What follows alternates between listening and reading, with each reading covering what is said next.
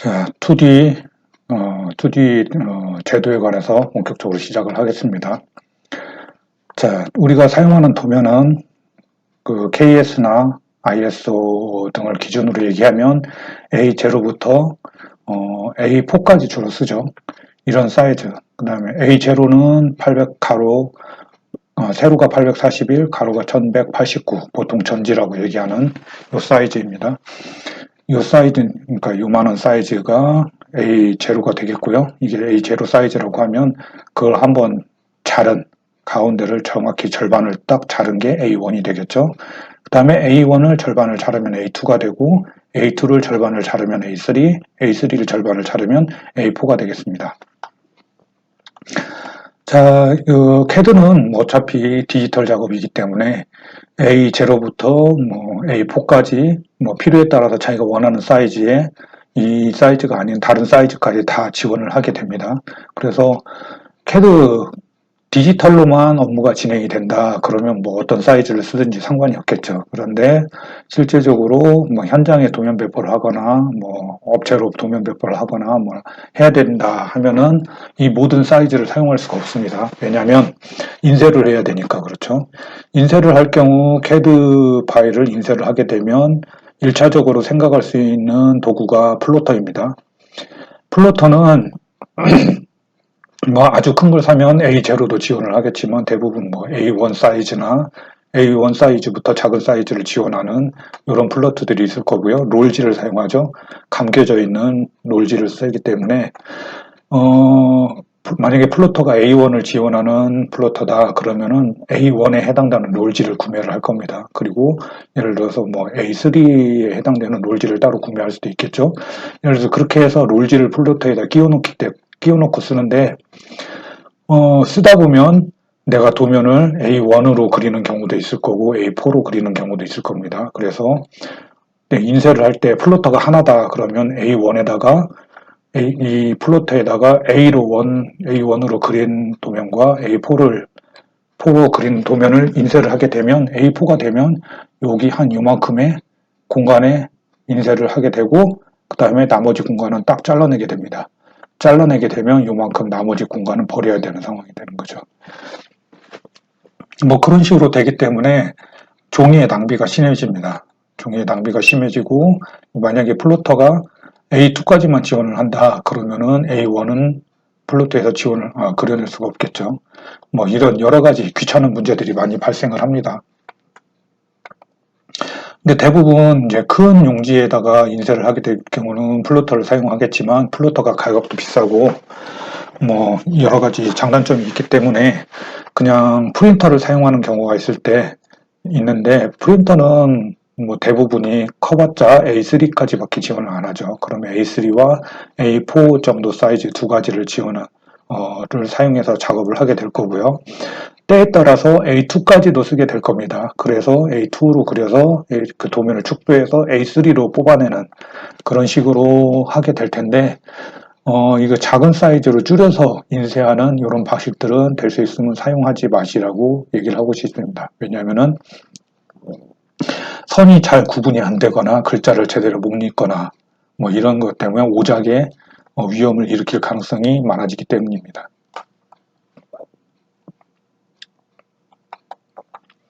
자, 도면을 그리게 되면 도면에서 기본적으로 도면 사이즈는 이런 식으로 쭉 돼 있고 한 장의 종이가 이렇게 있습니다. 있으면 도면을 그리는 실제 도면 공간이 그 도면 종이 크기보다 작은 구간에 들어가게 되고요. 내 귀퉁이에 여백이 있게 필요하게 됩니다. 지수 규격으로 보게 되면 여기를 보면은 이렇게 여백 사이즈가 정해져 있는데 이쪽 A2까지를 보겠습니다. 그러면 이쪽 위, 아래, 우측 공간은 C라는 지수로 일정합니다. 다 10mm씩 여유를 주고 도면을 그리는 나머지 공간을 도면을 그리는 공간으로 활용을 하고요. 단지 왼쪽만 25mm 보면은 25mm로 철할 때 일정한 공간으로 가져갑니다. 그래서 여기가 25mm로 왼쪽만 크고 나머지는 다 10mm를 가져가고요. 철을 하지 않으면 이걸 20mm로 가져갑니다. 기존 틀이 이런 것들은 다 CAD에서 미리 템플릿으로 세팅을 해놓고 쓰게 됩니다. 그리고 도면상에 이렇게 중심 마크, 실제 도면 구간에 중심 마크가 들어가게 되고요. 그 다음에 구역 표시를 하는 이런 레이블들이 들어가게 됩니다. 그래서 가로축으로는 숫자로 적어주고요. 세로축으로는 이렇게 알파벳으로 적어줍니다.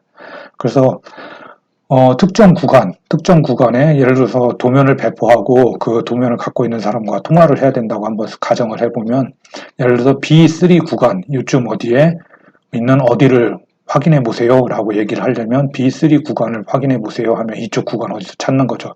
B가 여기고 3가 여기니까 여기서 찾아서 그 부분만 중심적으로 보면 해당되는 내용을 찾을 수가 있게 됩니다. 그래서 구역 표시가 필요하고요. 그 다음에 중요한 게 표제란.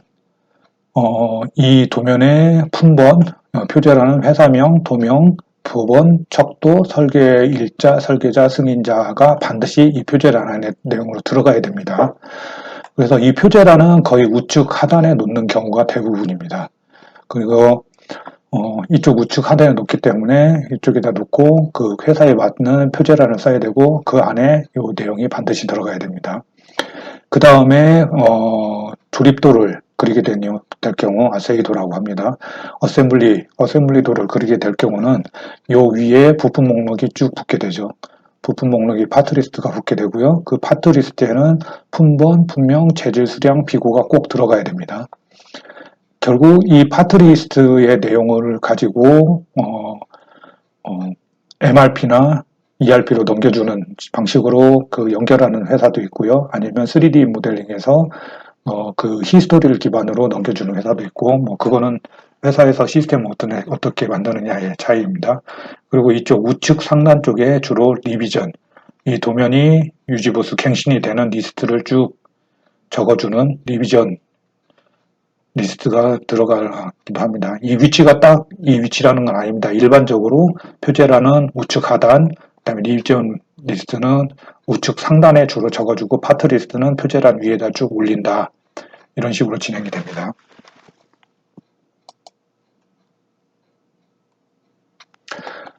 자, 아까 철을 할 때 왼쪽 공간을 더 넓게 준다고 했습니다. 도면을 보관을 할 때 회사에서 도면을 보관을 할 때 디지털로만 보관을 하는 회사도 있고 철을 해서 인쇄를 해서 보관을 하는 회사도 있습니다. 근데 이게 표준에도 다 나와 있고요. 저는 접어서 파일로 그러니까 바인딩을 해서 보관하는 거 기준으로 말씀을 드리겠습니다. KS 표준에 다 나와 있고요. 도면은 이렇게 접어버리면 그 접힌 구간에 기재되어 있는 뭐 선이랄지 아니면 뭐 그런 내용들이 잘못하면 영향을 받을 수 있기 때문에 안 접는 것이 좋고요. 그러면 뭐 도면통이나 아니면 커다란 도면 서랍 같은 데에다 넣어놔야 되기 때문에 공간을 많이 차지하죠. 보관하기도 쉽지 않고. 그래서 접어서 바인딩해서 보관하는 회사들이 많고요. 그렇게 접어서 보관을 할 경우 뭐 A4 사이즈를 기본으로 하는 회사들이 대부분입니다. 그래서 A4 사이즈 그러면 이렇게 A4는 다른 것들은 이렇게 이런 형식으로 넓게 쓰는데 A4만 세로로 쓰는 게 일반적입니다. A4 사이즈에 맞춰서 이렇게 세로 양식으로 이렇게 접어서 바인더에다 넣게 됩니다. 그러면 제일 밑에는 조금 넓게 210에 297 A4 사이즈로 딱 맞추고 나머지는 이쪽 바인딩 하는 구간을 남기고 이렇게 접어줍니다. 쭉 접어주기 때문에 여기도 접는 거에 보면은 여기 첫 구간, 여기가 바인딩 하는 구간만 넓고요. 나머지는 일정한 간격으로 똑같이 접어줍니다. 자, 주의할 거는 접은 다음에 이 표제란이 항상 우측 하단에 보여야 됩니다. 이 우측 하단에 보이게 접어줘야 됩니다. 그래서 이 표제란이 항상 나와야 된다. 바인딩을 이렇게 하고 도면을 다 철을 해놓은 다음에 표제란이 바로 보여야 이걸 보고 찾아서 나중에 그 도면을 펴서 바로바로 찾아서 볼 수 있게 되는 겁니다. 그래서 표제란이 보여야 된다. 그래서 그 접는 방법도 사이즈별로 되어 있는데 A4를 기준으로 한다고 치면 A4를 사이즈로 맞춰서 요걸 만든 다음에 바인딩하는 구간을 피해서 나머지를 쭉 접어주는 방식으로 진행이 됩니다.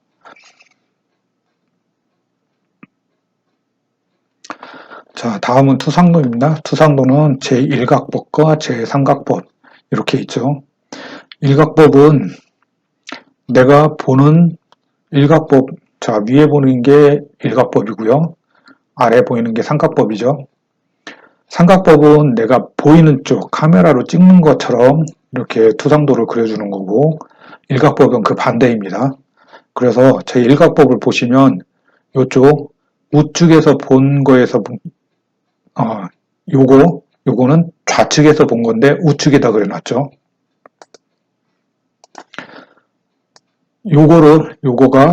요게 지금 테이퍼진 핀입니다. 테이퍼진 핀인데 요게 보면은 요 형상이 나오려면 실선으로 나오려면 이쪽에서 요걸 본다고 하면 요 작은 원, 요것과 그 큰 원이 보이게 되죠. 그래서 이쪽에서 보면 이런 형태로 나오게 되죠. 근데 요거는 일각법은 그 반대 위치 쪽에 그려주기 때문에 이런 형태로 그려주게 됩니다. 삼각법은 보고 있는 쪽에서 그렇게 보이는 쪽에서 그려주기 때문에 이쪽에서 이 물체를 본다고 하면 이 작은 원에 해당되는 이 원, 그 다음에 이 큰 원, 이 큰 원이 이쪽에서 보이게 되죠. 이렇게 그려주게 되죠. 이게 KS에서 사용하고 있는 삼각법입니다.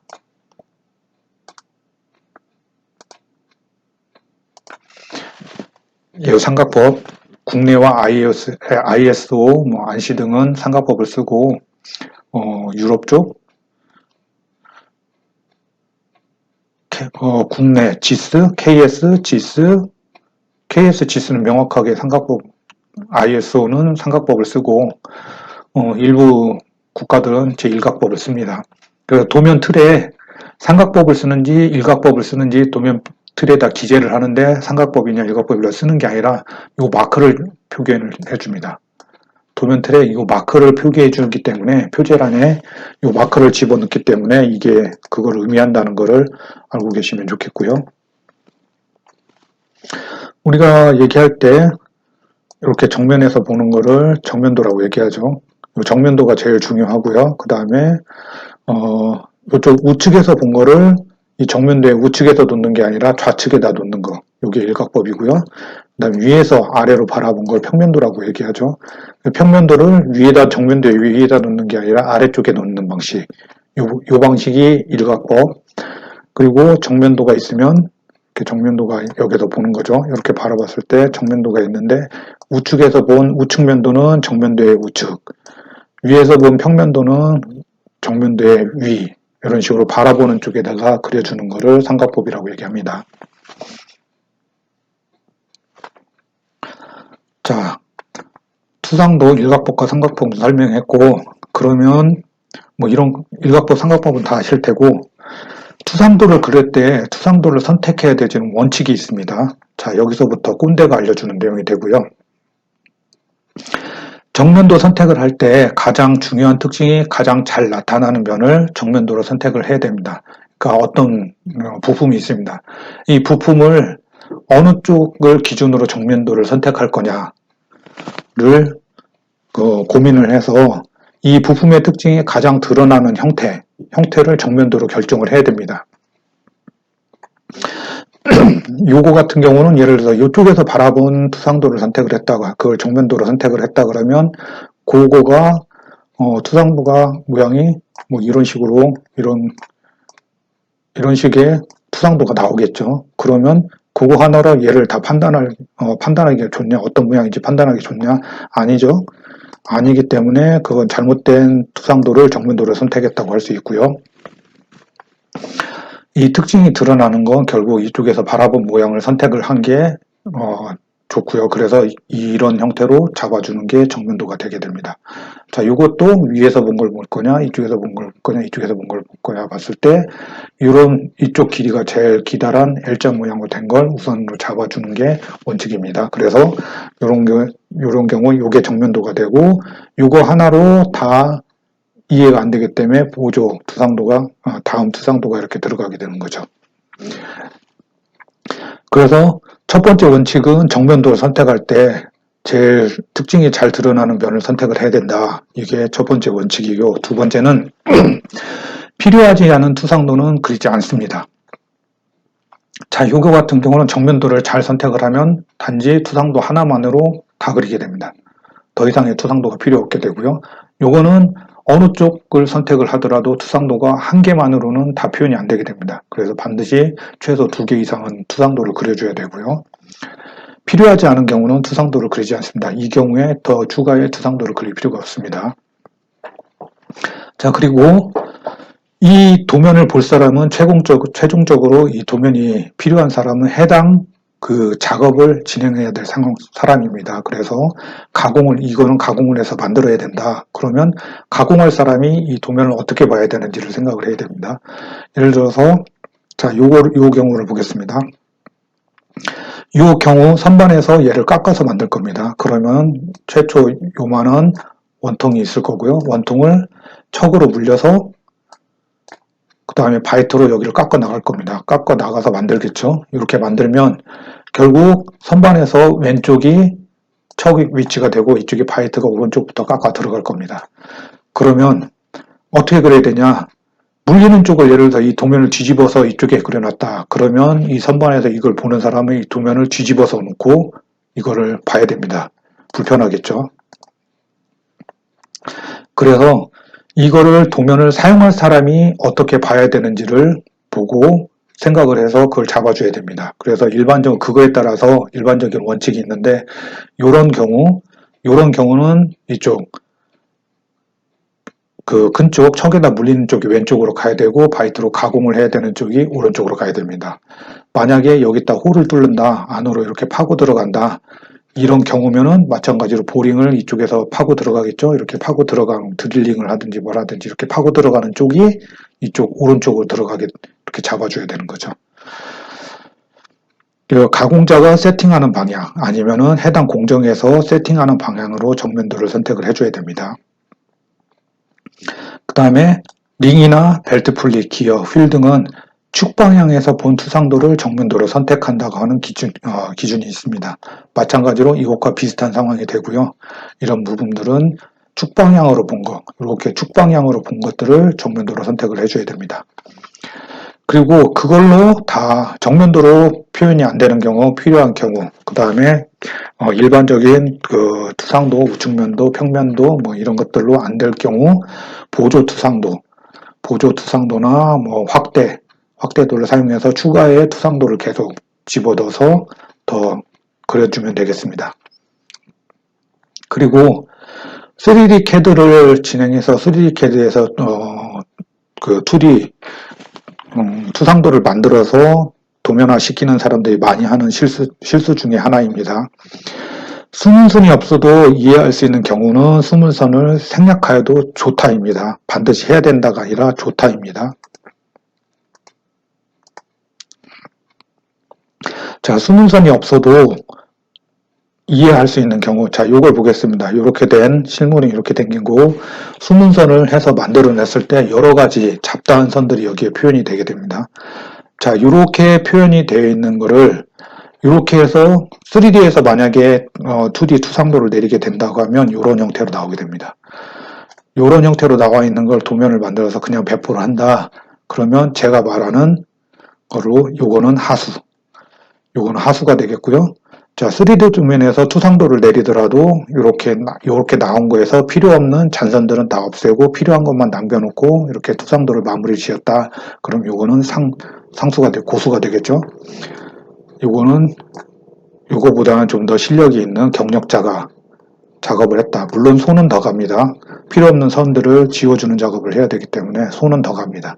하지만 요것이 맞는 방법이다 라고 저는 말씀드리겠습니다. 이런 것들은 물론 당연히 설계 규칙에 보면 여기 투상도들이 이 선들이 다 투상이 돼서 나와야 되기 때문에 은선이 있는 게 맞는 게 아니냐라고 얘기할 수 있겠지만 이런 건 필요 없는 오해를 불러일으켜서 해석에 오류를 가져올 수 있습니다. 그래서 이거는 하수, 이거가 고수가 되겠습니다. 단면도도 도면에 따라서 단면도를 안 그릴 수가 없죠. 단면도를 그려야 되는데 기본적으로 단면도는 중심선에서 잘라야 됩니다. 아무 데서나 자르는 게 아니고요. 기본적으로 대칭 형태로 있는 거는 무조건 중심선에서 잘라주는 게 맞고요. 그리고 전체를 잘라야 이해가 잘 되는 경우와 4분의 1만 잘라야 이해가 잘 되는 경우를 잘 생각하셔서 잘라야 됩니다. 자, 이런 경우 전체를 자르는 경우 완전 대칭이기 때문에 전체를 자르는 경우가 이해가 쉽겠죠. 자, 이런 경우와 이 경우 전체를 자르게 돼서 딱 표현을 하게 되면 오히려 오해의 소지가 있는 경우 4분의 1만 잘라주는 게 훨씬 낫습니다. 자, 이런 것들을 잘 구분해서 잘라주셔야 되고, 어떤 경우 굳이 다 자를 필요가 없고, 자, 이런 경우는 만약에 2분의 1이나 4분의 1을 잘랐다 그러면 오히려 오해가 될 수 있는 부분, 필요한 부분만 잘라내는 부분만 잘라내서 제도를 해주는 게 훨씬 낫습니다. 자, 그리고 또 한 가지 3D CAD를 사용해서 이렇게 단면도를 만들어냈을 경우 꼭 알고 계셔야 하는 내용이 있습니다. 자, 3D에서 단면도를 만들어 버리면 모든 부품들을 다 단면을 해버립니다. 다 단면을 해서 절단을 하는데 2D 제도에서 규칙이 있습니다. 이런 체결류들은 자르지 말라라고 되어 있습니다. 오히려 이걸 잘랐을 때 더 도면 해석에 어려워집니다. 그래서 자르지 말라고 되어 있고 거기에 체결류와 볼베어링의 롤러, 기어의 지면, 회전축들은 자르지 말라고 되어 있기 때문에 3D에서 단면도를 내린 다음에도 이 해당되는 부품들은 절단하는 것을 다시 해제를 못하도록 다 막아줘서 이런 식으로 표현이 되도록 해줘야 됩니다.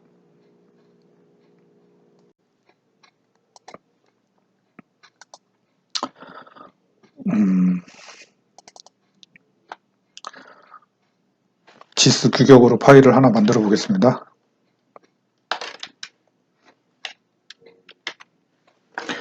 am title이라는 명령어를 쓰고 도면 형식은 용지는 A3 사이즈, 그 다음에 표제라는 지스 표준, 그 다음에 축적은 1:1로 하나를 그려보겠습니다. 그러면 표제란에 들어갈 내용을 쭉 기재를 해주도록 되어 있고요. 표제란에 이 지스 아까 선택했던 타이틀 블록에 들어가는 내용이 이렇게 세팅이 되어 있습니다. 이렇게 해서 두 가지로 넣어주게 될 거고요. 하나를 해서 도면상의 지점에다 넣게 됩니다. 그럼 이렇게 나오고요. 앞에서 설명했던 모양이 되겠죠. 자, 그러면 예를 들어서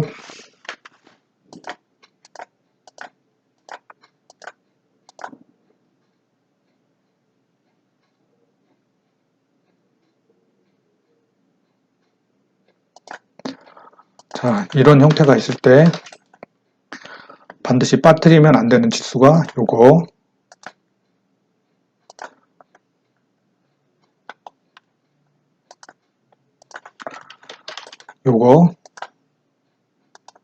전체 치수, 그 다음에 두 개에 해당되는 치수는 빠뜨리면 안 됩니다.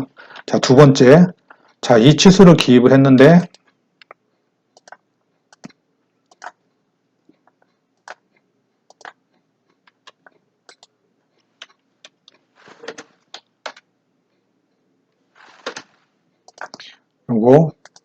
요거를 치수를 기입을 해줬습니다. 치수를 기입을 해주고 제가 요 치수는 가로를 지우겠습니다.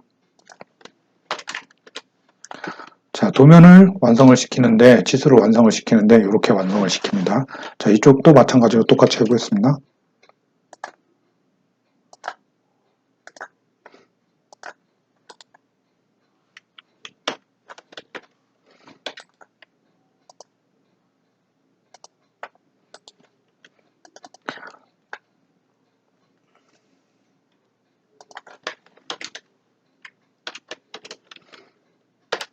자, 예를 들어서 이런 식으로 도면을 그려줬습니다.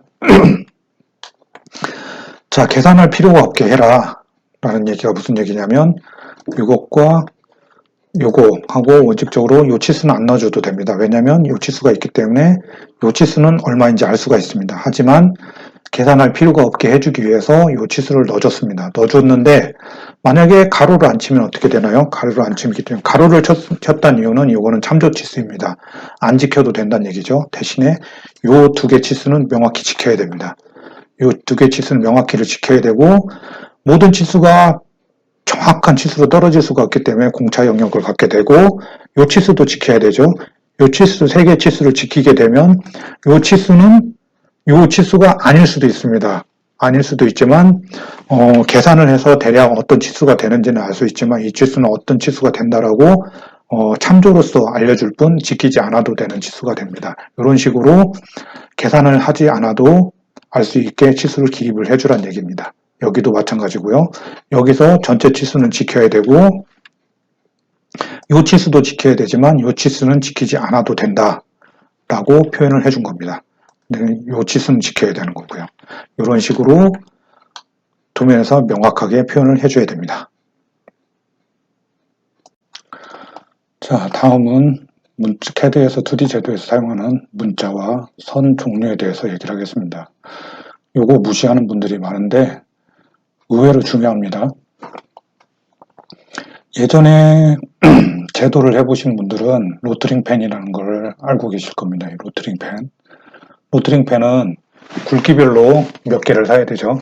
여기 이제 현재 보이는 거는 0.2, 0.3, 0.5mm로 이렇게 다른 3개의 종류를 보여주고 있습니다. 그거에 따라서 글씨를 써보면 가늘고 좀 더 굵고 이거 굵게 이런 식으로 해서 예전에 제도 2D 제도를 하면은 이 로트링 펜으로 선 굵기를 다르게 제도를 했던 그런 기억이 있으실 겁니다. 예전엔 이런 식으로 직접 굵기가 다른 펜을 써서 제도를 했고요. CAD에서 하게 되면은 이 선 굵기를 다 일일이 그 라인 티크니스를 줘서 그리는 게 아니라 회사에서 작업할 때는 그런 식으로 하질 않습니다. 보통은 색깔별로 그 선 굵기를 주게 되고요. 그래서 자동으로 인쇄할 때 그 선 굵기가 맞춰서 인쇄가 되도록 해주는 방식을 씁니다. 직접적으로 선에다가 라인 티크니스를 줘서 드로잉을 하게 되면 화면에서 굉장히 지저분해지게 보이게 되고 여러 가지 단점이 많이 있습니다. 그래서 보통은 색상에 CAD에서 색상으로 선 구분을 하게 되고 선 굵기 구분을 하게 됩니다. 그리고 표준을 선택을 하게 되면 많은 것들이 자동으로 세팅이 됩니다. 자동으로 세팅이 되기 때문에 그거에 따라서 쓰시면 되는데 도면 축적을 무시하고 그냥 선을 도면 축적에 맞춰서 스케일을 맞춰서 써야 되는데 그런 걸 무시하면은 예를 들어서 스케일을 크게 잡았는데 선의 스케일이 작다. 그럼 예를 들어서 은선으로, 히든선으로, 파선이나 뭐 1.3선이나 이런 걸로 그렸는데 인쇄를 해놓고 보면 그게 파선으로 안 보이고 실선으로 보이는 경우들이 있습니다. 그러면 해석 오류가 발생하죠. 그러면 나중에 나는 은선으로 그렸다. CAD 파일 열고 확대해서 봐라. 나는 은선이다. 이렇게 얘기하는 건 아무 의미가 없습니다. 그런 것들을 잘 맞춰서 해줘야 됩니다. 그래서 도면 축적과 선의 축적, 뭐 문자의 크기, 뭐 이런 것들을 잘 맞춰서 해줘야 됩니다. 그 다음에 각 선의 굵기에 따라서 의미가 달라지기 때문에 선의 굵기도 잘 지켜주셔야 됩니다. 그리고 선의 굵기는 가는 선과 굵은 선,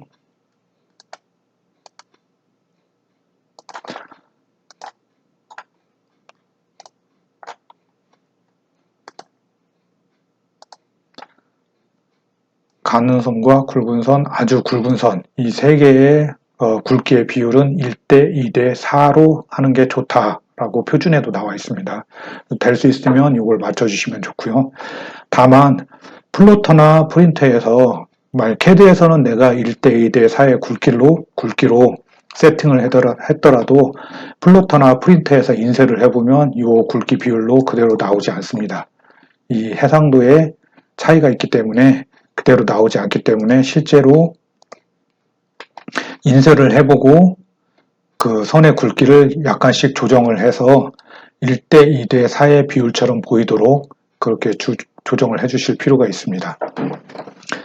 그래서 표준값이 있습니다. 표준값이 있는데 선 굵기는 0.18, 0.25, 0.35, 0.5, 0.7, 1.0, 뭐 이거보다 더 굵은 뭐 이런 값들이 있는데 제가 사용하던 거는 0.7 이상은 거의 써본 적이 없습니다. 왜냐하면 이 이상이 되면 너무 굵어서 인쇄를 해놓고 보면 도면 한 장에 많은 내용을 포함하기가 힘듭니다. 그래서 실질적으로 3개를 쓴다고 치면 예를 들어서 보통 실선을 0.35 정도를 쓴다. 그러면 가는 실선은 이거의 절반이 정도 돼야 되니까 0.18. 그 다음에 굵은 선은 대략 0.7 정도, 0.5나 0.7 정도로 이렇게 쓰면 이걸 가는 선, 보통 선, 보통 굵은 선, 그 다음에 이거 아주 굵은 선, 이 정도로 세팅을 해서 저는 썼습니다. 그런데 만약에 도면을 복사해서 배포하는 경우, 그 복사를 하는 과정 중에 0.18이 얇아서 제대로 복사가 안 되는 경우들이 있습니다.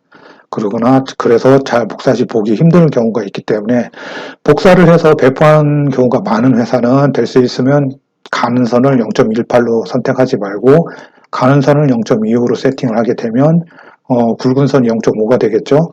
그러면 아주 굵은 선은 1.0으로 세팅을 해야 되겠죠. 이렇게 3가지로 선택을 해서 작업을 하시는 걸 추천드립니다.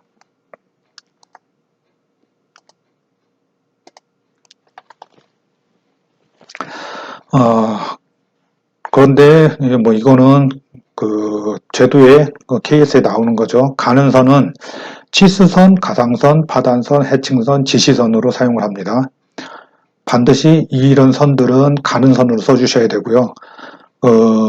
엔지니어를 상당히 어렵게 헷갈리게 만드는 게 이 수문선입니다.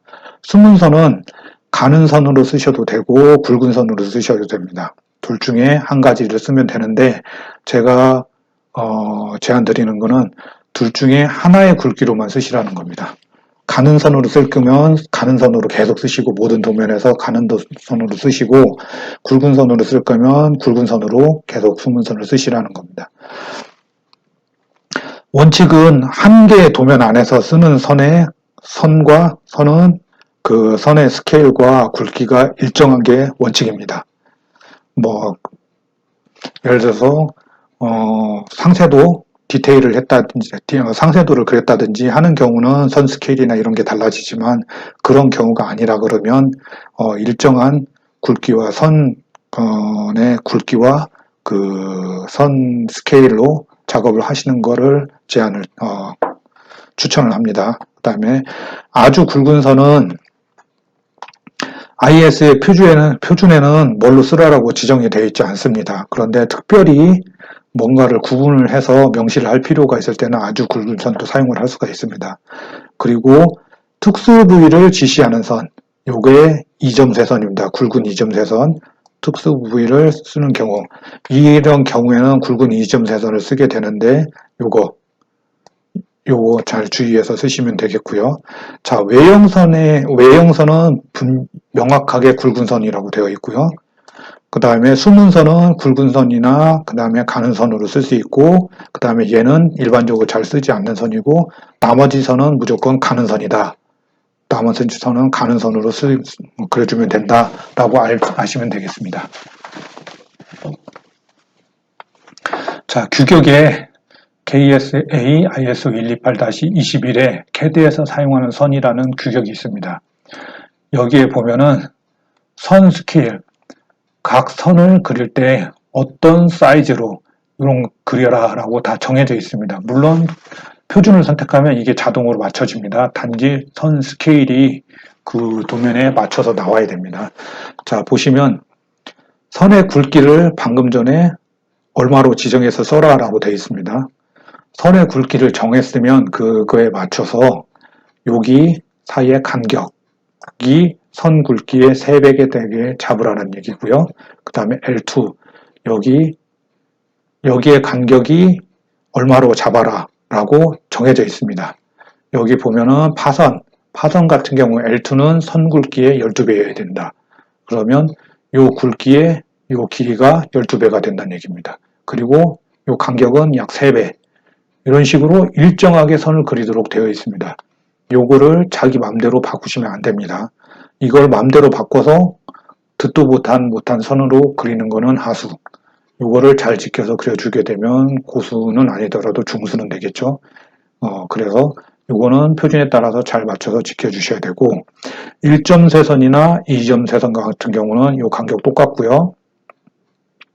3배로 잡아서 해줘야 되고, 이거는 0.5D, 지름의 절반 정도는 이렇게 잡아줘야 되고, 요거는 24배, 24배까지 길이를 잡아서 그려줘야 됩니다. 이런 것들이 다 정해져 있기 때문에 내 맘대로 스케일을 잡아서 그리는 거는 안 됩니다. 도면 선 스케일도 일정한 스케일에 맞춰져서 도면에서 표현이 되도록 그려주셔야 됩니다. 자, 그리고 하수와 고수를 구분짓는 중요한 내용 중에 또 하나입니다. 아까 여기에서 필요하지 않은 선은 지워야 된다고 그랬습니다. 오해를 불러들일 수 있는 선들은 지우는 게 하수와 고수를 구분짓는 거라고 했습니다. 자, 여기서 도면에서 두 종류 이상의 선이 같은 곳에서 겹치는 경우 우선순위에 따라야 하는 우선하는 종류의 선을 그린다. 그러니까 선에도 우선순위가 있습니다. 우선순위가 있어서 비슷한 같은 위치에서 선이 겹치는 경우, 예를 들어서 이게 정면도죠. 이건 단면을 친 겁니다. 단면을 쳤는데, 자, 정면도에서 봤을 때 겹치는 선을 한번 보죠. 그러면 여기 구멍이 뚫려 있죠. 구멍이 뚫려 있고 여기 지금 이렇게 홀이 따져 있는데, 홀이 따져 있는 공간과, 그래서 지금 이 중심선이 겹치네요. 중심선이 겹치는데, 여기를 보면 여기는 뭘로 표현을 해서 여기 선이 두 개가 겹치겠죠. 선이 두 개가 겹치는데, 이때 그러면 나는 실선과 중심선 두 가지를 그리느냐, CAD에서 요거를 두 가지 선을 다 남겨두셔도 놓고, 만약에 프린터로 인쇄를 한다 그러면 별 상관이 없습니다. 두 개를 남겨놓으셔도 별 상관 없는데, 만약에 플로터로 인쇄를 할 거다 그러면, 만약에 선을 두 가지를 남겨놨다 그러면 문제가 생깁니다.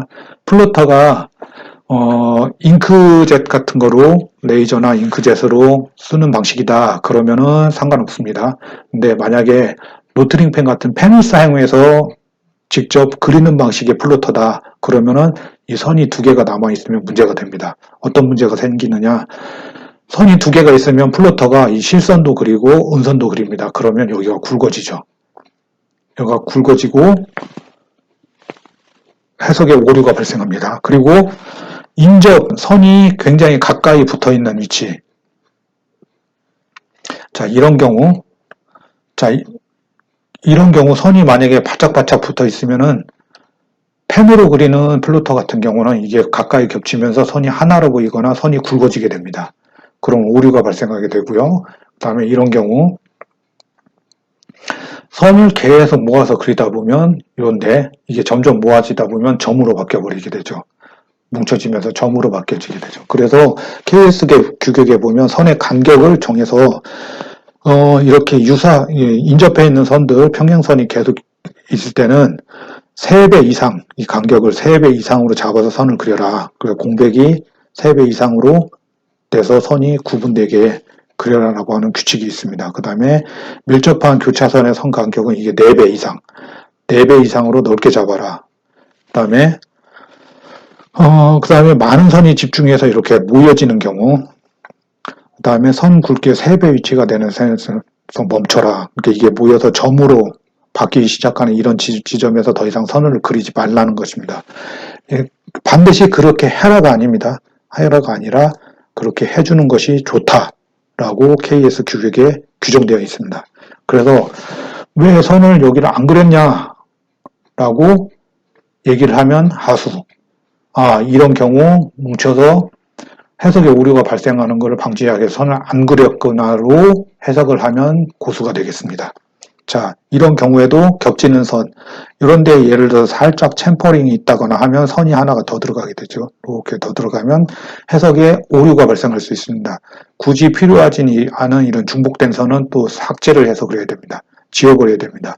자, 이런 선을 그려주면 하수, 이런 선을 굳이 해석하는데 필요하지 않은 선을 지우는 것은 고수가 되겠습니다. 그 우선순위는 선의 외형선이 최상위에 있고요. 그 다음에 숨은선, 절단선, 중심선, 무게중심선, 치수 보조선 순위로 이렇게 우선순위가 있다고 알고 계시면 되겠습니다. 자, 그리고 각 엔지니어 도면을 짓는 사람의 실력이 가장 많이 드러나는 게 치수 기입입니다. 치수 기입에도 원칙이 있습니다.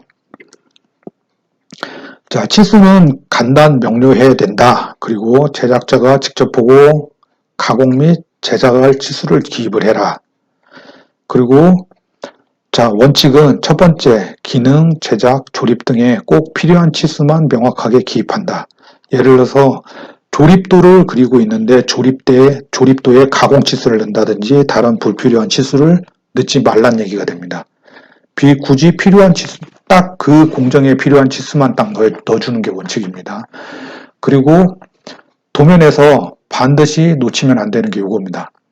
전체 길이, 전체 높이, 전체 폭은 반드시 기입을 해야 됩니다. 예를 들어서 사각 플레이트가 있습니다. 사각 플레이트가 있으면 전체 길이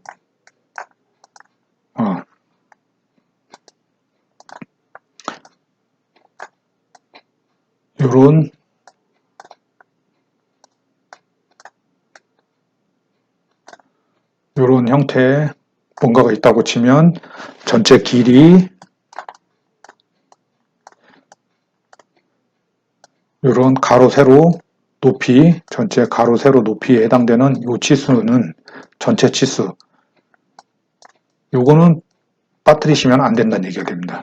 요건 반드시 그려 넣어야 된다는 얘기가 되는 거고요. 예를 들어서 이런 형태가 있다. 그러면 절대 빠뜨리면 안 되는 치수가 요 전체 치수 요거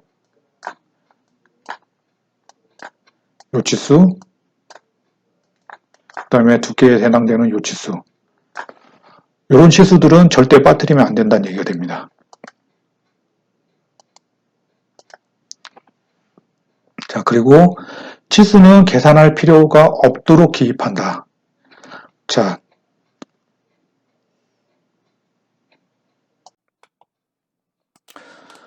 지금 현재 이 도면은 지수 규격으로 도면을 그린 거고요.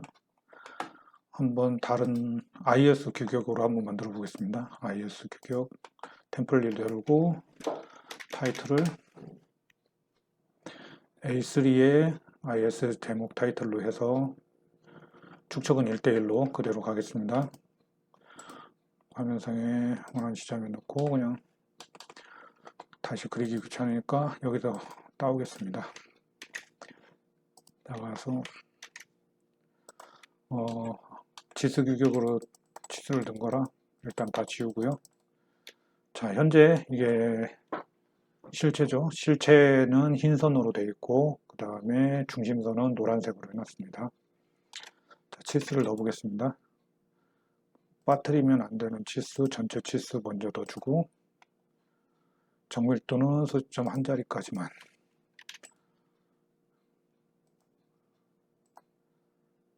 넣어주고 여기서 여기까지 그 다음에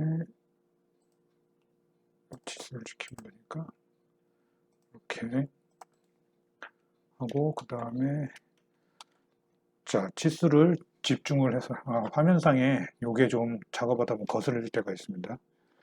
ESC 아이콘 지우고 기본적인 플레이트의 기본 치수는 이렇게 알 수가 있고 전체 두께는 여기다가 넣고 그 다음에 자 홀의 위치는 여기서밖에 모르기 때문에 여기서 넣어주겠습니다. 그리고 홀의 위치에도 여기서 잡고 이렇게 할 수 있고요. 그 다음에 이런 간격이나 이런 것들을 이 손 간의 간격 이런 걸 맞춰줘야 되고요.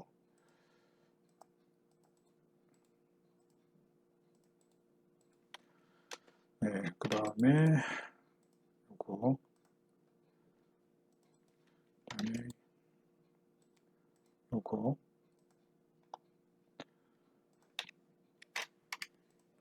이런 식으로 간단하게 그려보겠습니다. 이렇게 하고 레이어를 확인해 보겠습니다. 레이어를 확인해 보면 제가 지금 사용한 거는 여기 AM이라고 붙어 있는 이 레이어는 오토캐드 메카니컬에서 자동으로 생성시키는 레이어입니다. 그리고 0번은 기본으로 있는 값이고, 그 다음에 나머지 것 파선과 1.세선은 제가 임의로 생성한 레이어입니다. 보시면 파선은 하늘색인데 선 색깔이 하늘색인데 지금 현재 여기 파선이 없기 때문에 사용되지 않았고요. 그 다음에 여기 요거 찍어보면 1.3선으로 찍히죠. 1.3선은 노란색이고 선 종류는 센터 X2, 그 다음에 선 가중치는 0.2mm로 지정을 해놨습니다. 그리고 이 외형선 현재 얘들은 찍어보면 0번이죠. AM 0번 여기로 그려진 거고요. AM 0번으로 그려졌는데 얘네들은 선 가중치는 0.5입니다. 화면상에서 CAD상에서는 이렇게 확대를 해보거나 해도 얘와 얘의 선 가중치가 다른데 화면상에서는 가중치가 전혀 적용되지 않은 상태로 작업을 하는 겁니다. 그냥 작업을 하고 이 가중치는 인쇄할 때 가중치를 적용을 해서 인쇄를 하도록 하는 방식으로 주로 작업을 합니다. 그렇게 해서 이렇게 레이어로 만들고 해주면 되고요. 예를 들어서 제가 현재 세팅되어 있는 레이어가 설정 잡혀 있는 레이어가 AM0인데 이 예를 들어서 파선으로 잡고 라인을 그려보겠습니다. 라인을 그려보면 이렇게 나오는데 지금 현재 도면상에 보여지는 게 이걸 지금 왜 보여드리냐면 라인 스케일에 대해서 얘기할 건데 요거 보면 이게 1.3선으로 나와야 되는데 1.3선으로 안 나오죠. 이게 왜 그러냐면 자 이번에는 1.3선 넣고 그려보면 이 라인 타입의 라인 스케일이 너무 커서 이게 안 맞는 겁니다. 그럼 이거를 맞춰줘야겠죠. 그러면 이렇게 스케일에서 저 같은 경우 0.1로 세팅을 하는데 0.1로 세팅을 하면 맞춰지죠. 자동으로. 이 정도로 해서 세팅을 해서 사용을 합니다. 그러면 앞으로는 만약에 중심선을 뭔가를 그리게 되면 이 스케일로 나오게 되죠. 스케일은 잘 맞춰서 라인 타입이나 라인 스케일을 잘 적용을 하셔야 됩니다. 동영상에서 이렇게 중심선인데 그려놓은 게 실선으로 나온다거나 뭐 파선으로 보인다거나 그러면 안 되겠죠. 그런 것들을 잘 맞춰서 조정을 하셔야 됩니다.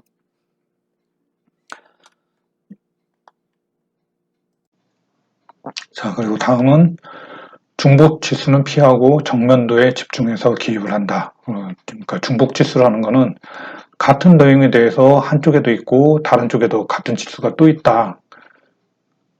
그런 중복 치수는 기입하지 말라는 얘기입니다. 그리고 왜냐하면 다른 사람이 설계 변경할 경우 오작이 날 수가 있습니다. 예를 들어서 설계 변경하다가 한쪽은 변경했는데 한쪽은 예를 들어서 변경 안 해놓는다거나 뭐 이런 상황이 발생할 수 있기 때문에 중복 치수로 기입하는 것은 피하는 게 좋습니다. 근데 이게 위에 치수는 계산할 필요가 없도록 기입한다. 이런 내용과 좀 상충되는 얘기입니다. 그리고 필요한 치수만 기입하라고 되어 있잖아요. 그래서 어떤 때는 내가 여기에는 치수를 줬는데 다른 데서는 또 못 찾고 이래서 실제 도면을 보시는 분들이 야 여기 왜 치수가 없냐? 치수 좀 넣어서 도면 좀 다시 줘. 뭐 이런 경우도 발생합니다. 그래서 중복 치수를 어쩔 수 없이 넣는 경우도 있지만 중복 치수는 될 수 있으면 피해라. 넣지 말아라. 원칙은 그거다 하고 알고 계시는 게 좋습니다. 그리고 치수는 될 수 있으면 정면도에 집중해서 치수를 기입을 해주시는 게 좋습니다. 그리고 어떤 그 치수를 넣더라도 아무 데서나 막 넣는 게 아니라 기준으로 하는 점, 그 다음에 선 혹은 가공면을 기준으로 기입을 해야 됩니다. 그러니까 치수를 아무 데서나 넣는 게 아니라 기준이 되는 어떤 위치를 기반으로 해서 거기서부터 치수를 계속 쌓아가는 방식으로 치수를 넣어주시는 게 좋습니다. 그러니까 여기 연관되게 치수를 내야지 생뚱맞게 치수를 막 넣는 거는 좋지 않습니다. 그리고 관련된 치수는 한 곳에 모아서 기입한다. 그래서 예를 들어서 이거는 뭔가 예를 보여드리는 게 좋을 것 같은데 잠시만요. 관련된 치수는 한 곳에 모아서 기입한다 라고 했는데, 자, 여기서 이 치수를 여기 예를 들어서 이 서클에 대해서 치수를 기입할 때 요게 위치를 하나는 여기서 찍고 하나는 여기서 찍었는데 상관은 없지만 요거보다는 위치를 여기서 찍어줬다면 이쪽 부분에 집중이 되죠. 그래서 좀 더 보기가 나았을 겁니다. 그런 식으로 치수를, 관련된 치수들을 한 곳에 모아서 치수를 기입하는 방식을 써주는 것이 좋습니다. 이렇게 좀 해주는 것이 좀 더 낫다.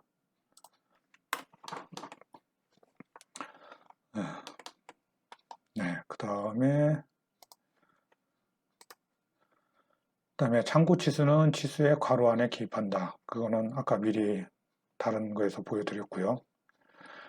치수를 기입하는 방법은 이렇게, 요거는 명심을 하시고 쭉 사용을 하시면 되겠습니다.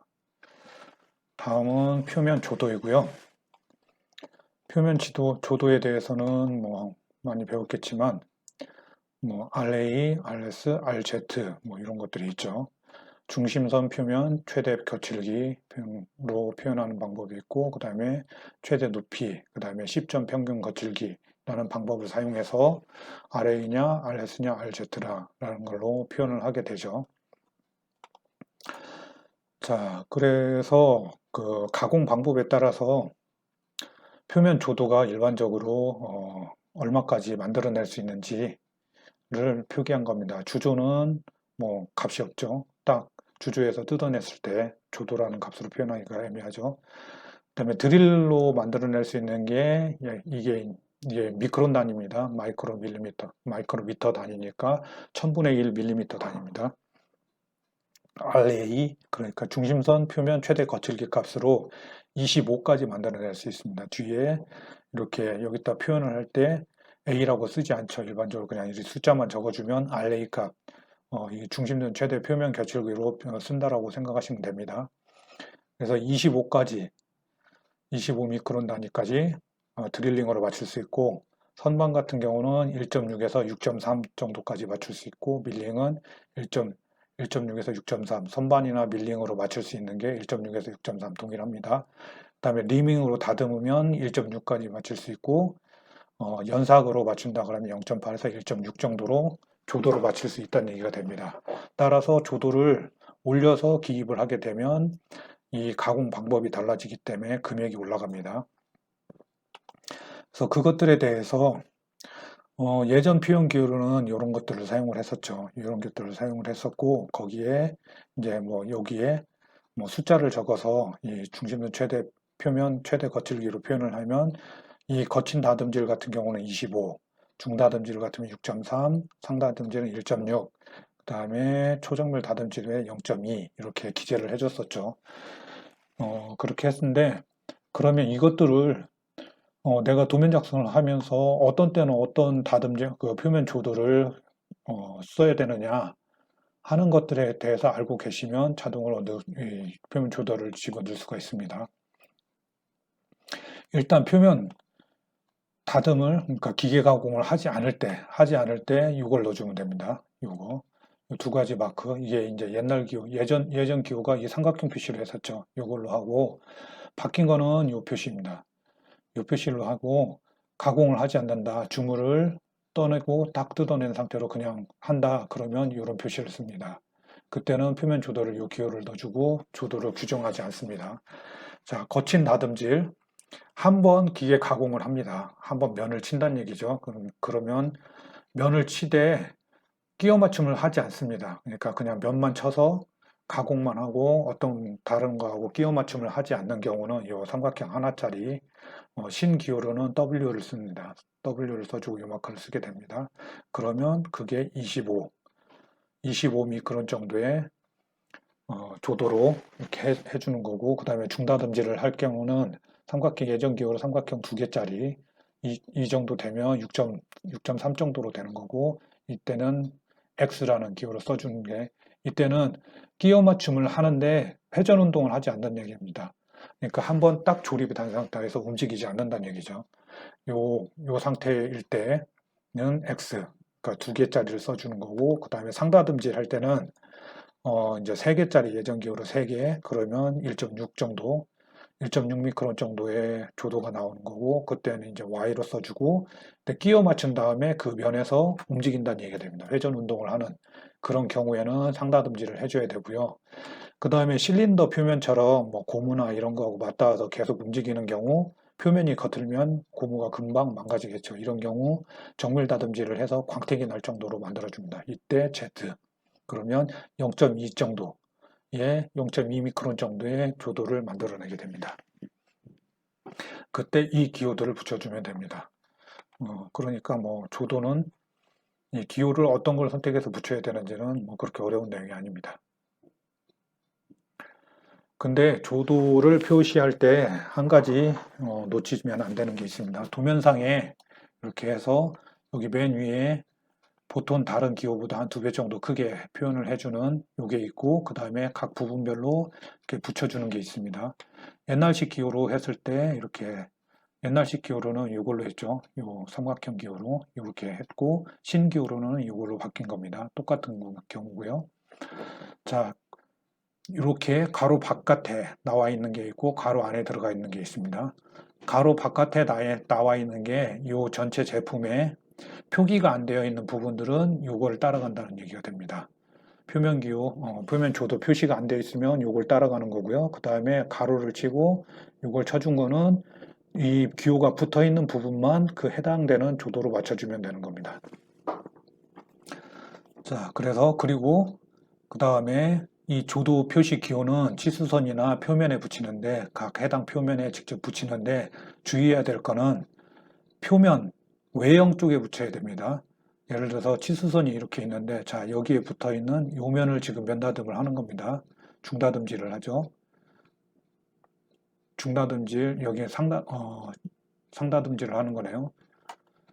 자, 3개짜리 상다듬질을 하라고 했습니다. Y로 상다듬질을 하는데, 요 삼각형 기호를 여기 이쪽에 붙여야 되냐, 이쪽에 붙여야 되냐가 정해져 있다는 얘기입니다. 아무데나 붙이는 게 아니고, 이 실체가 이쪽에 있고 그 실체가 없는 외곽 쪽이 이쪽이기 때문에 외곽 쪽에 붙여줘서 이쪽에 붙여야 되는데, 여기도 보면 이쪽에 붙여졌죠. 이쪽에 붙이는 게 아닙니다. 자, 이 면도 여기도 면다듬을 하는데 붙여주는 게 실체가 이쪽에 있기 때문에 여기다 붙여주고요. 여기서도 면다듬을 하는데 실체가 이쪽에 있기 때문에 이 바깥쪽 이쪽에 붙여줍니다.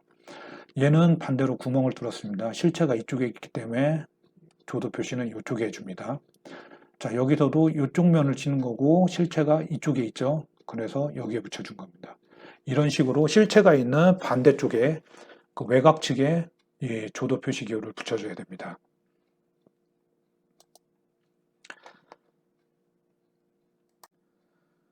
자, 다음은 치수공차, 끼워 맞춘 공차인데, 이 부분은 뭐 알아야 될 게 워낙 많기 때문에 치수공차가 어쩌다, 끼워 맞춘 공차가 어쩌다 이런 얘기는 안 할 거고요. 다른 강좌를 참고하시기 바라고, 자, 제도상에서 치수공차와 끼워 맞춘 공차를 어떻게 표시하는지 그거만 설명을 하겠습니다.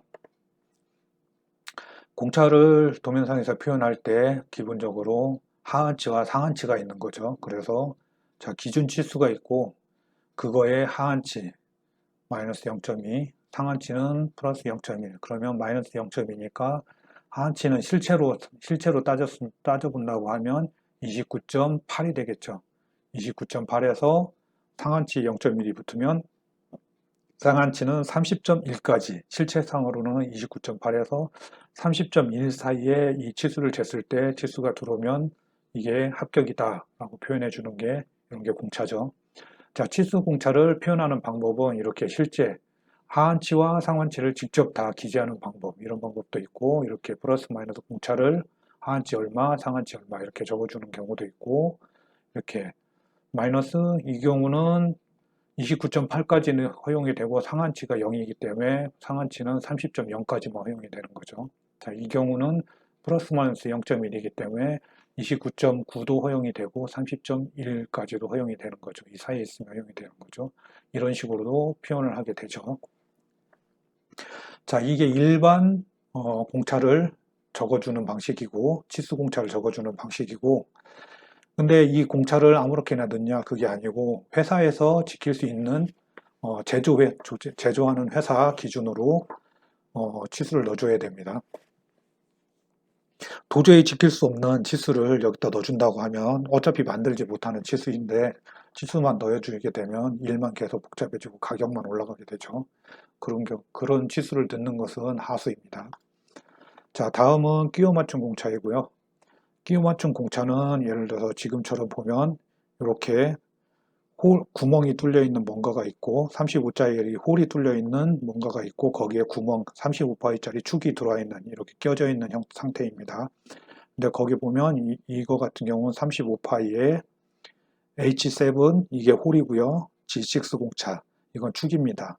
홀은 35파이에 H7이라는 공차를 갖고 축은 G6라는 공차를 갖는다 라고 기재를 해 놓은 거고요. 두 개가 조립된 상태를 써준 거고요. 자, 얘도 똑같습니다. 제가 실수로 두 개를 해놨네요. 그리고 자, 요거 같은 경우는 축만 단독으로 F7 30에 F7 공차가 적용돼 있다. 근데 이거는 원형이 아니네요. 파이가 없고 그 다음에 중심선도 없으니까 원형이 아니죠. 이거는 근데 아무튼 치수가 30이고 F7에 해당되는 공차다. 자, 때로는 끼워 맞춘 공차 F7이고 그 다음에 그거 해당되는 공차 하한치는 얼마고 상한치가 얼마다 이렇게 같이 적어주는 경우도 있고요. 네, 뭐 이런 식으로 표현을 해주게 됩니다. 자, 공차에서 자, 끼워 맞춘 공차는 기준 치수가 이렇게 있고요. 주로 끼워 맞춘 공차니까 뭐 샤프트가 될 거니까 파이가 붙겠죠. 그 다음에 여기에 이제 공차 치수가 얼마가 들어가겠죠. 앞에처럼 30이니, 30파이니, 35파이니 하는 기준 치수가 들어갈 겁니다. 그리고 대문자로 써주는 게 구멍공차고요.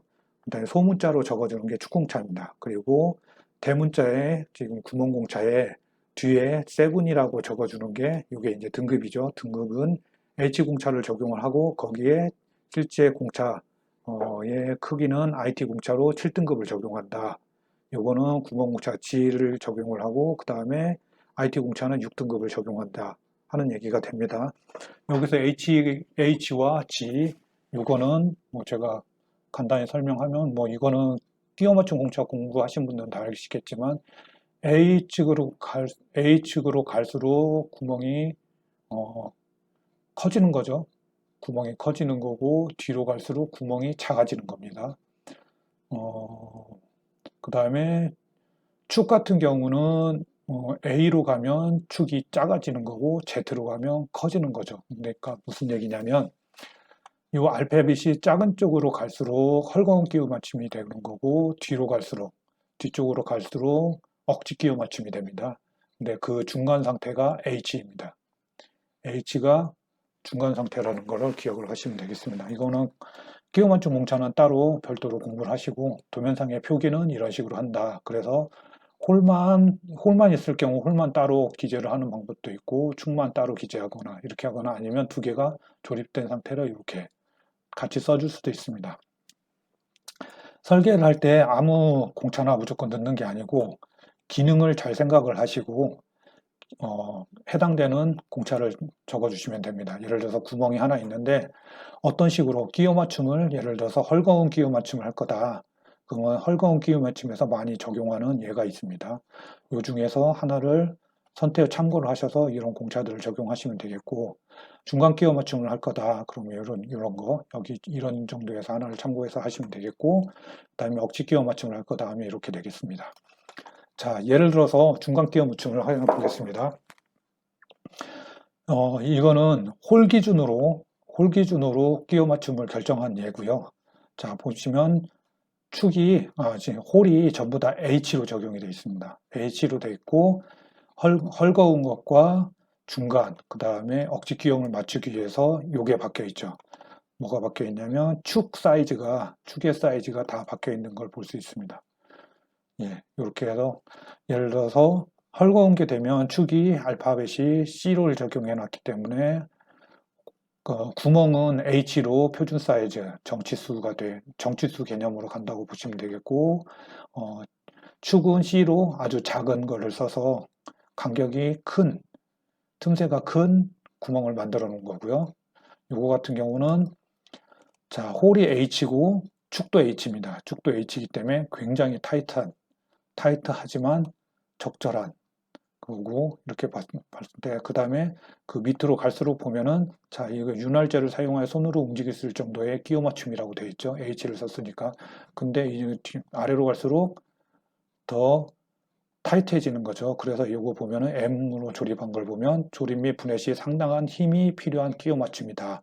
중간 끼워 맞춤이지만 힘이 필요하다고 되어 있고, 그 위에도 보면 유압기기 피스톤과 축의 고정 등 이렇게 좀 굉장히 타이트한 조립이 되겠습니다. 자, 억지 끼워 맞춤들을 보면 축 기준이니까 축은 H 기준으로 정치수고요. 뒤에가 이거보다 알파벳이 뒷자로 밀려나죠. 자, P6 같은 경우 보면은 가열해서 열박음을 해야 됩니다.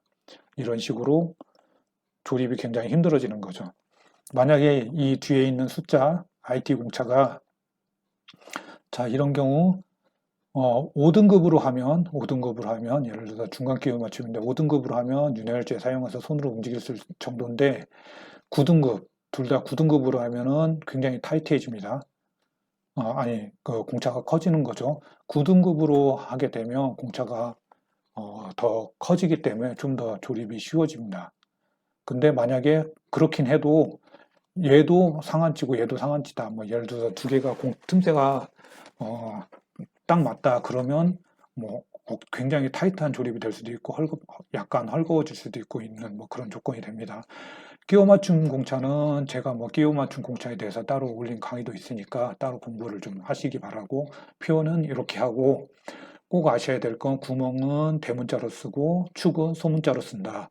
그 뒤에는 이거는 IT 공차의 어, 공차의 범위 그 범위를 나타낸 거고 이 숫자가 작아질수록 타이트해지고 이게 숫자가 작아질수록 타이트해지고 숫자가 커질수록 범위가 넓어진다.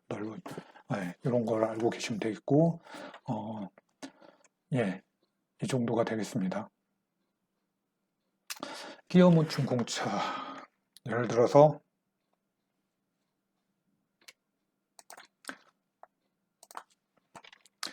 자 여기 홀이 있는데 15.78짜리 홀이 있는데 요거에 공차를 한번 넣어 보겠습니다. 그러면 일반 공차로 넣는다고 치면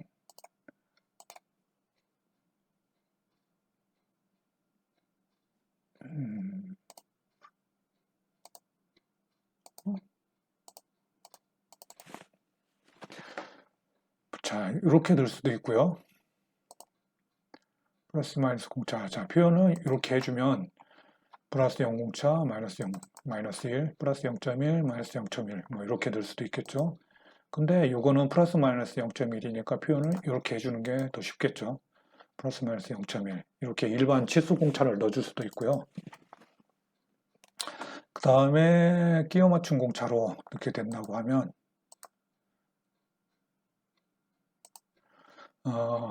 자 홀이니까 소문자로 적어주면 안 되죠.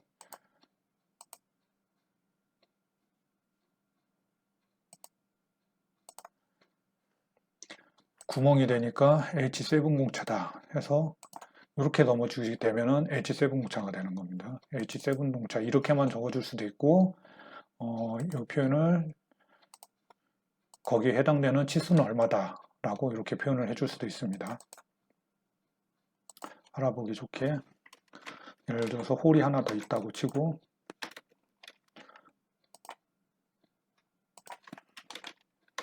홀이 하나 더 있다고 치겠습니다. 그리고 자 공차를 넣어줄 건데 이게 예를 들어서 맞춤 공차로 끼워 맞춤 공차로 홀인데 홀인데 홀은 구멍은 H7을 적용한다 하면 홀이 예를 들어서 치수 공차까지 같이 표현되게 해보겠습니다. 그러면 이렇게 하한치는 다시요.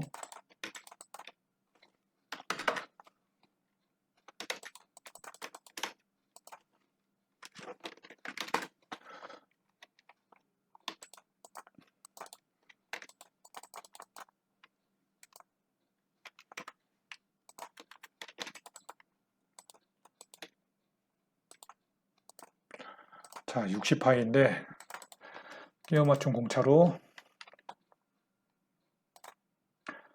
구멍이라고 가정하고 H7 공차를 넣어보면 이렇게 표현할 수도 있고 뒤에 치수 공차를 해당되는 치수 공차를 나오게 할 수도 있고요. 아니면 끼워 맞춘 공차이지만 표기는 그냥 치수 공차만 보이게 이런 식으로 표현해 줄 수도 있습니다. 뭐 어떻게 해도 상관은 없고요. 만약 이렇게 하면은 제조하는 분들은 공차를 바로 분석을 할 수 있기 때문에 이런 게 더 편하겠죠. 그리고 요거를 현재 여기에서는 실체 상한치를 직접 볼 수는 없네요. 자, 이렇게 할 수도 있고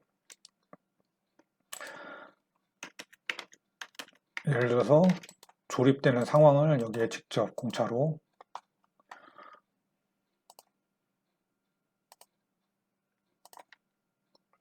구멍은 H7을 쓰고 샤프트는 G6를 쓰겠다 라고 해서 표현을 하는데 표현을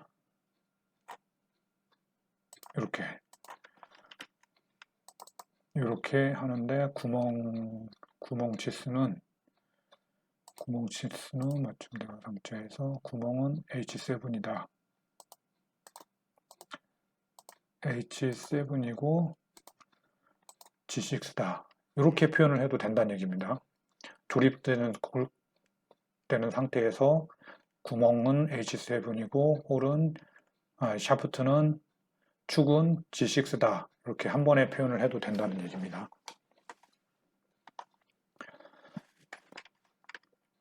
메카니컬을 써야 되는 가장 중요한 이유 중에 하나가 이 끼워 맞춤 공차를 그냥 이런 기능으로 바로 넣을 수 있다는 게 굉장한 매력이기도 합니다. 치수 기능이나 뭐 다른 여러 가지 좋은 기능들이 많이 있는데 메카니컬을 쓰면 이런 기능이 굉장히 뛰어납니다. 자, 이제 제가 설명드릴 마지막 내용인데 기하공차와 데이터미입니다. 기하공차도 내용이 워낙 방대해서 이거를 인터넷 강좌를 찾아보고 공부를 해도 뭐 며칠이 소요될 정도로 내용이 방대합니다. 그래서 이거는 뭐 공부하기에도 그렇게 만만한 내용이 아니기 때문에 다른 강의를 찾아서 공부를 기하공차와 데이터에 대해서는 공부를 하시기 바라고요. 다만 저는 이 기하공차들을 도면상에서 표현할 때 어떻게 표현을 해야 되는지 그것만 설명을 하겠습니다. 형상공차, 뭐 기하공차 뭐 이런 식으로 얘기를 하는데 KS와 IS 그 다음에 ISO 그 다음에 ANSI 규정하는 내용이 조금씩 다릅니다. 다르니까 해당 규정에 따라서 하셔야 되고요. 데이텀이 붙는 위치, 그러니까 이렇게 기하공차가 여러 가지가 있죠. 실질적으로 뭐 그렇게 많이 쓰이는 기호도 있고 많이 쓰이지 않는 기호도 있습니다. 그런데 이 중에서 어떤 건 데이텀이 붙어야 되고 어떤 건 데이텀이 붙지 않아야 됩니다. 그게 뭐냐면 여기 보면 단독 형체로 쓰이는 기하공차, 진직도, 평면도, 진원도, 원통도 얘네들은 단독으로 쓰이거든요. 단독으로 쓰이는 애들은 데이텀이 붙을 수가 없습니다. 그 자체로서 이것들을 판단을 하는 거지 데이텀이라는 거는 기준이 되는 겁니다. 어떤 기준을 가지고 그거에 비교해서 얼마다라고 판단하는 게 아니기 때문에 데이텀을 붙이면 안 됩니다. 반면 관련 형체라고 되어 있는 거 이것들 평행도 공차, 직각도 공차, 경사도 공차 예를 들어서 이런 거기 때문에 평행도 공차 어떤 면에 대해서 면이든 선이든 그거에 어떤 거에 대해서 평행한지 아닌지를 판단하는 거기 때문에 기준이 되는 데이터가 있어야 되고요. 직각도 어떤 면에 대해서 직각이냐 아니냐를 판단하는 거고 뭐 이런 식입니다. 그렇기 때문에 이런 것들은 이 관련 형체들은 반드시 데이터이 붙어야 됩니다. 근데 그거 구분 없이 막 쓰게 되면 하수가 되는 거죠. 하수가 아니라 그거는 오류입니다. 오류. 자, 데이터이 붙는 경우와 붙지 않는 경우를 간단히 말씀을 드렸고 그 다음에 보시면 또 하나 알아야 되는 게 뭐 세 가지 경우에 대해서 하시면 됩니다. 기하공차에 마크를 붙이는 것과 데이터에 마크를 붙이는 것 경우는 같습니다. 요거는 두 개 같은 경우, 요것도 같은 경우, 이게 같은 경우입니다. 뭐냐면 데이터를 붙일 때 붙이는 위치는 마찬가지로 실체 표면 조도에서 설명드렸다시피 기호를 붙일 때 실체의 외곽측에 붙이라고 했잖아요. 얘도 마찬가지로 붙일 때 실체의 외곽측에 붙여야 됩니다. 내측으로 붙이면 안 되고 어떤 표면에 붙일 때는 이렇게 직접적으로 그 표면에다가 마킹을 해서 이렇게 붙이시면 됩니다. 그리고 이것도 마찬가지고요. 데이텀도 마찬가지고. 근데 자, 여기서 주의할 점이 뭐냐? 선 또는 면 자체의 공차를 직접적으로 거기다 지정을 할 경우, 데이텀이나 공차를 지정할 경우 이렇게 직접 붙입니다. 근데 보면 요거하고의 차이점이 있습니다. 치수가 지정되어 있는 형체의 축선 또는 중심면의 공차를 지정할 경우. 그러니까 이거 같은 경우, 자, 이걸 놓고서 생각하시면 쉽습니다. 자, 여기 보면 요거하고 요 경우가 되게 비슷하죠. 요거와 요 경우가 되게 비슷한데 보면은 두 개의 차이점이 뭐냐면 요 경우는 여기 치수 보조선에 아니 치수선하고 얘가 붙어 있는 이 위치가 서로 다르죠. 근데 얘는 요거하고 일치합니다. 차이가 뭐냐? 얘는 요 면에 대해서 규정을 한 겁니다. 요 면에 대해서 규정을 한 거고 요거는 요 외곽선 요 두 개가 있는 지정되어 있는 요 두 개의 치수가 지정되어 있는 이 두 군데를 지정을 한 겁니다. 그래서 요 외곽, 요 면과 요 면을 지정한 거지 요 중간을 지정한 게 아닙니다. 요거는 요거 한 개만 지정한 겁니다. 여기만, 요 면만, 해당 면만 지정을 할 때는 요거 이 치수선에 일치시키면 안 되고요. 치수선에 일치시켜서 하는 경우는 치수가 붙어 있는 두 군데의 면을 이쪽 양쪽을 다 규정한다. 요 차이가 있고요. 그 다음에 축선에다 직접 붙이는 경우, 축선에다 이렇게 직접 붙이는 경우는 요 면이 아닙니다. 요 면이 아니고 이 중앙. 어떻게 판단할지는 모르겠는데 요 중앙, 요 경우는 축이 되는 거고 축이 아닌 면이 되는 경우도 있습니다. 중심면에다가 직접 붙이는 경우도 있는데 그때는 어떤 면이 됩니다. 면에 대해서 그 면을 규제하는 경우는 직접 이렇게 축에다 직접 붙입니다. 붙이는 위치가 다르니까 그거를 알고 계시면 되겠습니다. 데이텀을 붙이는 위치도 똑같습니다. 이렇게 어떤 면에 직접 붙일 경우는 이 경우에 해당되고요. 그 다음에 어떤 이렇게 치수선이 붙어 있는 그 위치에다 딱 붙이면 요 중심축이 아니라 요 면입니다. 요 면을 규제하는 거고요. 면을 기준으로 하는 거고 중심축에다 직접 붙이면 이 중심축이나 중심면에 대해서 규제를 하는 내용이 되겠습니다. 네, 이상으로 마치겠습니다.